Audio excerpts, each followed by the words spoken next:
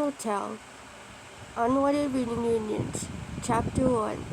Cherry Bomb screamed as she struggled in the bag she was being carried in. "Who the F are you?" Cherry cried. "Did Sir Edgelord put you up to this? What the heck is going on? Let me out now." The kidnappers had come out of nowhere. All she had done was step out of the building she called home as the kingpin of her turf. She was instantly snatched in a bag and carried off into a car of some sort. Then, after yelling and fighting fruitlessly, unable to get a single hand out to summon a single bomb, the car came to a stop. Her captors carried her into an unknown building. Cherry fought and struggled the whole time. She kicked and punched and even tried to bite through the bag to gain her freedom, but nothing worked. Cherry didn't give up though. She never had and never would. Cherry took a moment to be quiet and listen since her captors weren't talking anyway. Cherry heard the sounds of large groups of men and women gasping and chattering in surprise. Weird. The kidnappers were taking her somewhere with lots of people. If they wanted to kill her, they'd take her somewhere more private. Maybe they were in hell, but murders were still less childish with fewer people around. Why were they in such a public place? As the question swirled in Cherry's mind, her captors carried her into an elevator. She heard the sound of buttons being pressed and elevator doors shutting. Cherry quickly thought of the most likely scenario. She already knew she wasn't dealing with Sir Prentice. His 8 boys were too small to carry her and would have broken if they tried. She was dealing with someone else with a busy entourage in a large building, someone with influence and money most likely. And unfortunately, there was only one other person she could think of who she had pissed off enough to warrant this kind of treatment: Valentino. Cherry immediately went back to struggling more viciously than before. If she was right, she had to run. Not just because of what might happen to her, but because of what could happen to Angel. Valentino could easily use her as leverage to get Angel to submit to whatever crap he wanted him to submit to. Cherry kicked, punched, and tried to claw her way out of the bag, but as before, her efforts were useless. That didn't stop her though. Cherry fought for as long as she could, while the brutes carrying her took no notice and stood still. They stood as still as statues until the elevator door opened and they carried her down the hall and into an unknown room. Finally, a voice said, "Put her down on the couch over there, and please be gentle." No other choice, Cherry prepared herself mentally and physically to attack the dirtbag overlord. As soon as she was released from sight, Valentino snorted and took a drag from his cigarette, inhaling the addictive drug. He then exhaled the smoke to form hands to untie the bag. "I'm sorry I had to summon you like this, dear, but knowing your abilities, I wouldn't have been able to get you to come see me otherwise," Valentino said. Before he could say anything, Valentino was promptly cut off when a smoke bomb detonated in his face. "What the heck do you want, Poop Lord?" Cherry screamed as she threw the sack off her body. "Why did you kidnap me? Are you trying to abuse Angel some more, you sick son of a dog?" Valentino coughed and coughed as he ran over to the window and threw it open. Once it was opened, Valentino coughed and chuckled and said, "Duck girl, you're faster than you look. Listen, this ain't got nothing to do with Angel. I just want to talk to you. Now, where'd you go?" A harsh kick collided with Valentino's face. "That's her Angel," Cherry snarled. "I ain't talking to ya, you piece of crap. I'm out of here, and if you or your duckin' flunkies try to bag me again, I'm blowing all of you sky high." Cherry tried to jump out the window, only for Valentino's arm to grab her foot and pull her back to the floor. "Enough," yelled Valentino. "I've had it with the childish antics, Cherry." "What the duck is your problem, man?" Cherry asked, instantly getting to her feet. "If this isn't about Angel, then why am I here? I brought you here to discuss you burning down my clubs, my billboards, and my posters," Valentino said. Cherry stood and said, "I couldn't help it. I keep seeing your face while patrolling my turf and get filled with such blinding rage that I destroy them before I know what had happened. It's my allergic reaction to heartless bastards who abuse my best friends." Valentino sighed, took another drag of cigarette, and said, "You do know how immature that is, and what I do with Angel is none of your concern." Cherry looked at Valentino confusedly. "Immature? Why the duck do you care?" "I care a lot, actually, and for a good ducking reason. Your behavior is beyond the boundaries of out of control, and I'm stepping in now," Valentino retorted. Cherry was even more confused than before. "What in the duck are you going on about?" Cherry yelled. "I don't work for you, and I ain't one of your slaves. What gives you the right to tell me what to do?" Valentino's features softened in confusion of his own. He said, "You really don't know who I am, do you?" "What the duck are you talking about?" Cherry snarled venomously.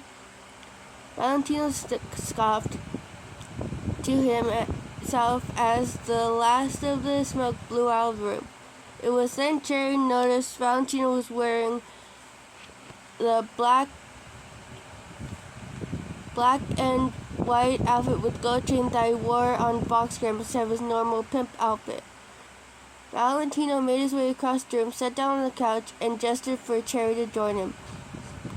"And all this time, I thought you were blowing up my clothes to get back at me," Valentino said with a smile. "Sit down, Cherry Bomb, we need to talk." Slam. Suddenly, the door to Valentino's office was thrown open, and Angel Dust could be seen fighting against security guard to enter the office. "Angel?" Cherry cried. "Cherry," Angel cried. "Val, please don't hurt Cherry. It was my fault. Please don't hurt her." Valentino snapped his fingers and said, "Let him in." "Boss, you probably got destroyed because of me," Angel pleaded. "It was all my idea, I swear. If you're pissed, don't hurt Cherry, hurt me. You can duck me however you want. Just don't hurt her, please." Valentino chuckled lowly and said, Angel cakes, please, please calm down. I don't like to watch you beg when I'm not in the mood for it. Don't worry, baby, I don't intend to hurt your little friend, or you for that matter." "You don't?" Angel asked in surprise and relief. "Of course not," Valentino said with a wide grin. "I wouldn't hurt my own daughter." The room fell silent, so deathly silent the only other sound Cherry could hear was her heartbeat skyrocketing. "No," Cherry practically raced before building her volume to a scream. "No, no, no, it's not possible. There is no way." Valentina breathed out smoke and replied, "There actually is. You know your special birthmark? The one in an almost perfect shape of a cherry bomb? It's on the inside of your left thigh. It was there when you were alive, too. After you destroyed the club, a video camera flicked on just long enough for you to step over it and give me a glimpse of it." Cherry felt the color drain from her face. Angel looked back at Cherry and saw terror on her face. "I don't believe you," Cherry blurted out. "There's no way. It's not possible. Darling, did your mama ever tell you what your daddy's name was?" Valentino asked with a smug grin. "Yeah, it was," Cherry began before she caught herself. "Not Valentino." Valentino scoffed proudly, explained, "Valentino wasn't my name back when you this week. Back then, I went by Vixen. Vixen Valentino Pastor. My granddaddy on my daddy's side was an Italian man. Your mother's name is Audrey Johnson. Your name on the birth certificate was Cheryl Barbara Pastor. You were born at 5:58 in the evening at a perfect 7 lbs and 7 OZ on July 7th, 1965. I should know, I was there and I signed the birth certificate. Although I'm sure your mom changed her last name to Johnson when she left me, didn't she?" Everything Valentina said lined up with what her mother said. Cherry felt her heart speak and began hyperventilating as she grabbed one of the chairs she was standing next to. Angel ran over to grab Cherry and help her sit down in the chair. Valentino smiled proudly as he rested his hand with the cigarette on the arm of his chair and began his tale. "Sounds familiar, doesn't it, big girl? It all started back in 1964 in Las Vegas. I was in my late 30s at the time. I ran the best escort business and was in the prime of my life. I had a favorite casino that I liked to visit. That's where I met her. Your beautiful mother. Audrey Mary Johnson. She was a young but assy girl, just turned 18 if I recall correctly, who had crossed the sea to live with her dad in the U.S. for this summer or something, since her parents were divorced, and her mom lived in Sydney. Her dad owned a casino and she worked as a cigarette girl there. It was love at first sight. She was still young and feisty, a high-spirited live wire, very much like you. She took a little convincing, but I had to have her. After some flirting, Audrey soon fell hard and fast.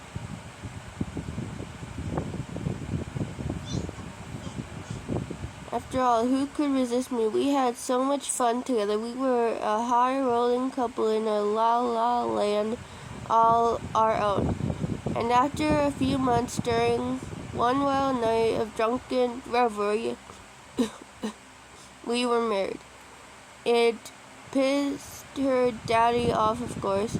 Pissed off some other hoes, too.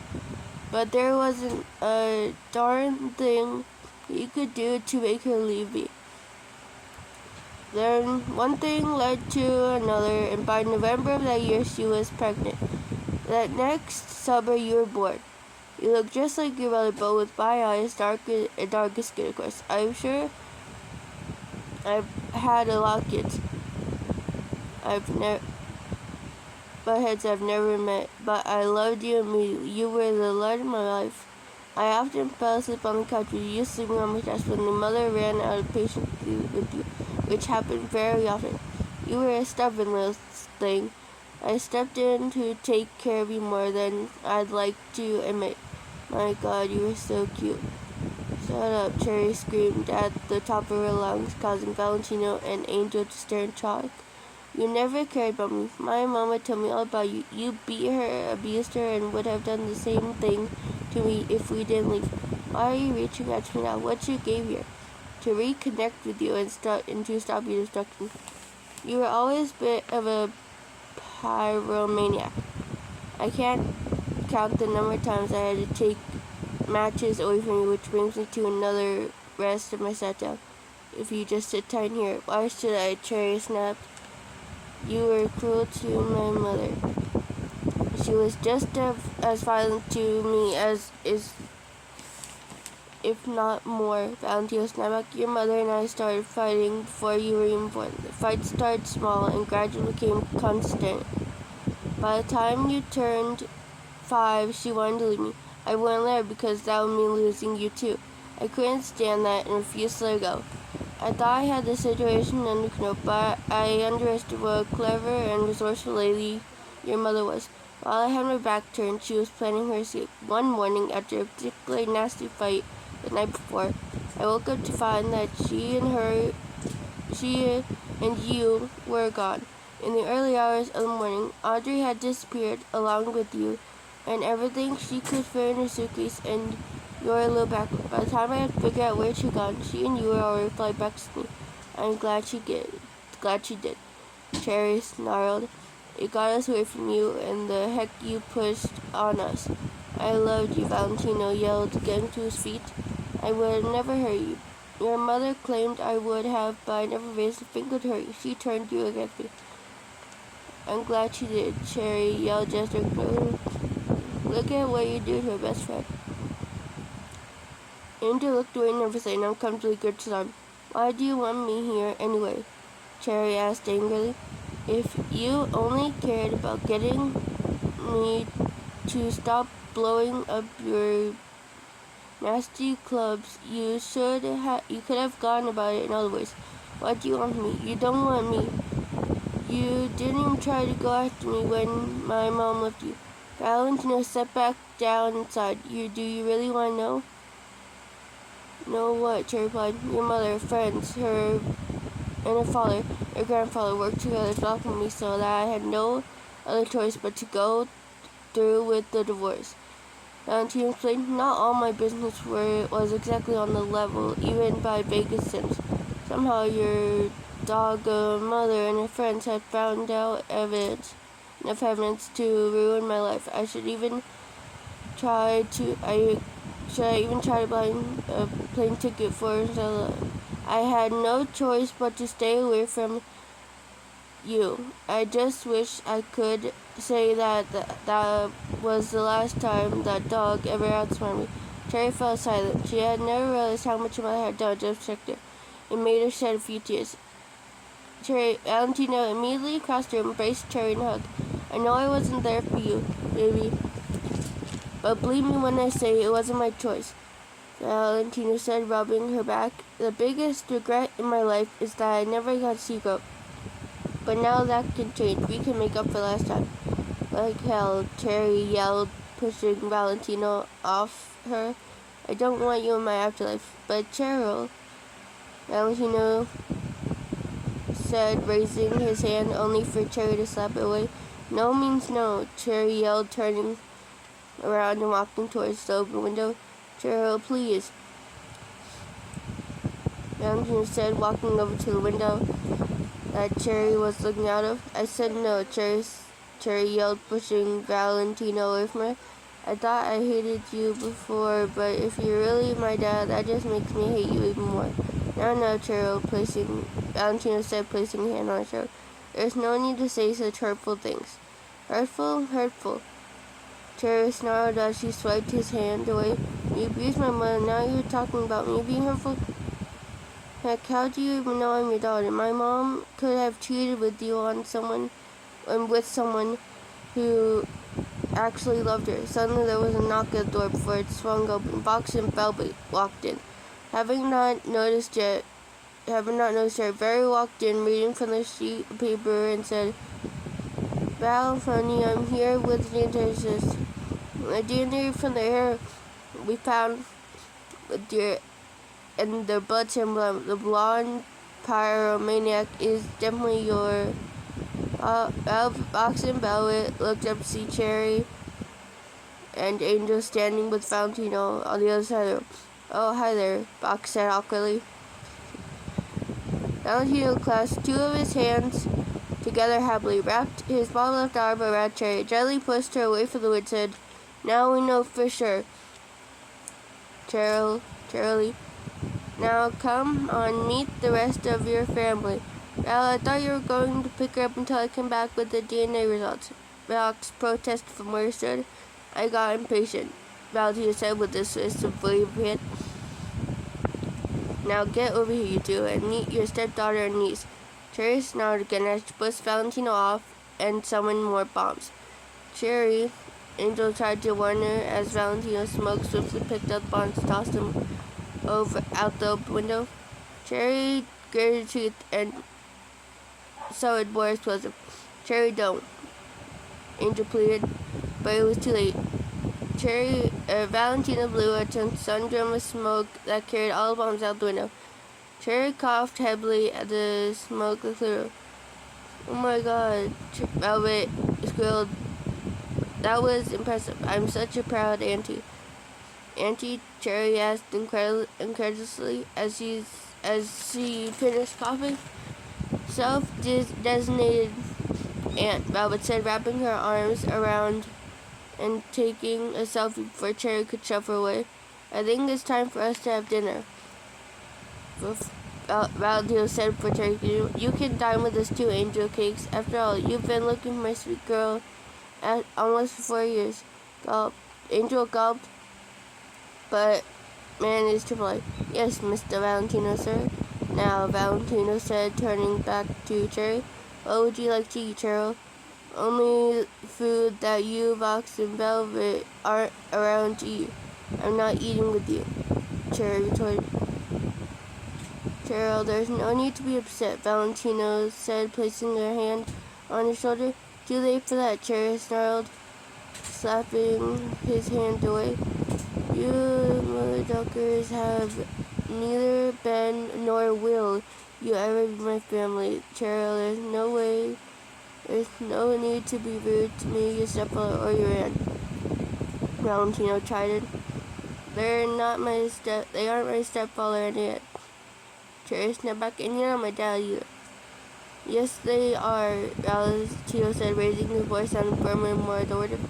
"Yes, I am too. You are part of this family now too, Cheryl." "I have no family down here except Angel," Cherry said, turning her head so that she didn't have to look at any of the 3 V's. Angel smiled softly and felt warmth in his heart that helped him feel less afraid.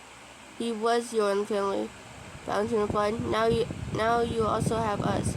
So what do you say? Let's go eat and make up for lost time, my dear daughter." Before responding, Cherry turned to look at Angel. When she was sure he was looking at her eyes, Cherry looked out the window and back at Angel, then looked back at Valentino.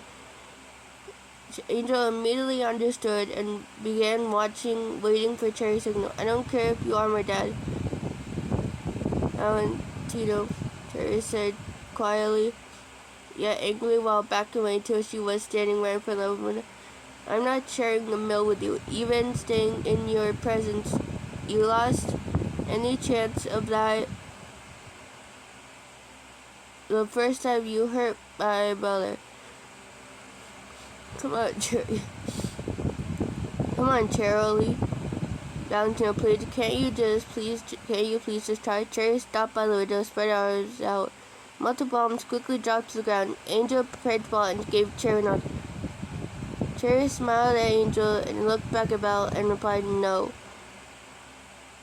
Cherry then let herself fall backwards out the window. Angel leaped over to her and jumped out the window after her, just as the bombs exploded. As the wind rushed past him, Angel dove down, grabbed Cherry with 2 lower arms.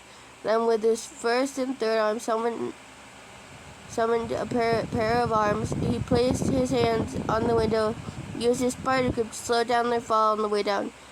Their fall crawled to a slow crawl by the time they reached the bottom. Angel then lifted Cherry bridal style and hopped safely to the ground.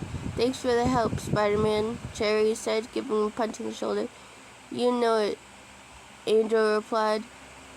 "You know it, sugar," Angel replied with a chuckle as Cherry leaped out of his arms. "Let's get out of here," Cherry exclaimed as they both glanced out the window. The smoke was blowing out of it. The pair sprinted down the street and out of sight. Meanwhile, the 3 Bs are dealing with aftermath bombs. The bombs were mostly exploded with a few explosives causing withdrawals. The explosion had significantly damaged furniture and filled the room with smoke. That had made 3 Bs cough. Otherwise, there was little damage physically. Valentino dashed to the window to see where Cherry and Angel had gone, but the duo were nowhere to be found. Valentino sighed deeply and leaned against the open window. Vox walked next to him and said, "It's alright, Ruby, you tried. Just let the dog go She doesn't deserve you. We don't need her anyways. No, Valentine replied. What? Fox asked in disbelief. I want her to come back home, Valentine replied. Why? Fox asked him. She wants nothing to do with you. We have volunteered to remedy that, Valentino said confidently. It sounds like more trouble than it's worth, Fox argued. Why bother? You never had children, did you, Fox? Valentino asked. No, Fox admitted. Why? Because parents will do anything for their child, Valentino replied. Losing my daughter is the only regret I have. I had given up hope on never seeing you again by the time I died. But now I know that she is here too.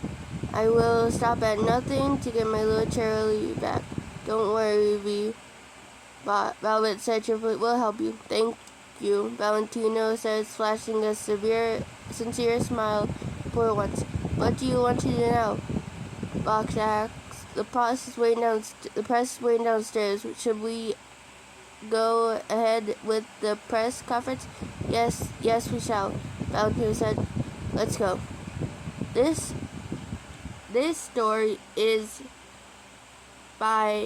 chapter is by In God's Hands on devianart.